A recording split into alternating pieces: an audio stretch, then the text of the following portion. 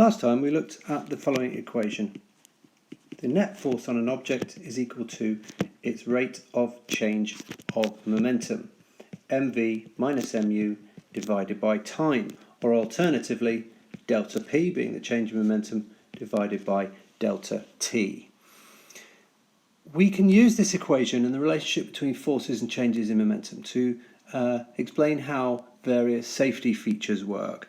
And the ones that I've got up here focus on the safety features in cars, which your GCSE syllabus will talk about usually if there's a question on this topic, but it can be all sorts of other safety features, and mainly we're talking about cushioning.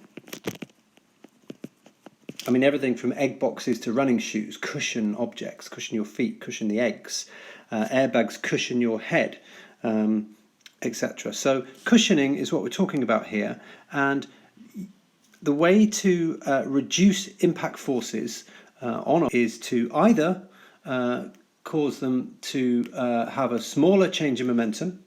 So if this one goes down and becomes less, that will cause the net force to be less. But sometimes we can't change that. We can't change the final and the initial velocity or the mass of the object. It's just going to happen. You know, your foot's going to hit the ground, the egg's going to hit the floor, you know, your car is going to crash and your head will be travelling at a particular speed, or your body will be travelling at a particular speed, and there's nothing we can do to change the actual change in momentum.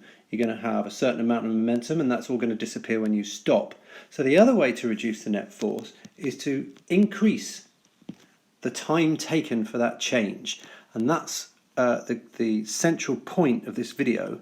In order to decrease the net force on an object, the main thing we can change is the time taken for that change in momentum to happen, because the time is on the denominator of this equation, it's on the bottom here.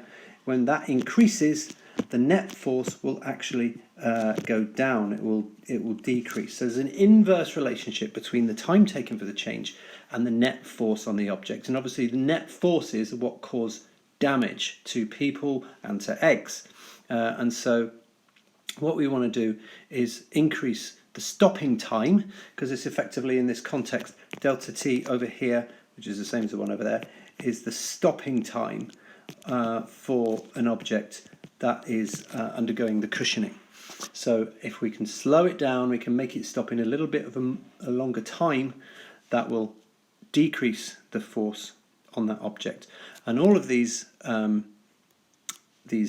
concepts, airbags, safety belts, crumple zones in cars, running shoes, cycle helmets, egg boxes, all use this same idea, that in order to stop an object and reduce its momentum to zero with a smaller impact force, what you need to do is increase the time. So that is summarized down the bottom here. These safety features all work by increasing the stopping time for a particular change in momentum and thereby reduce the force on the object.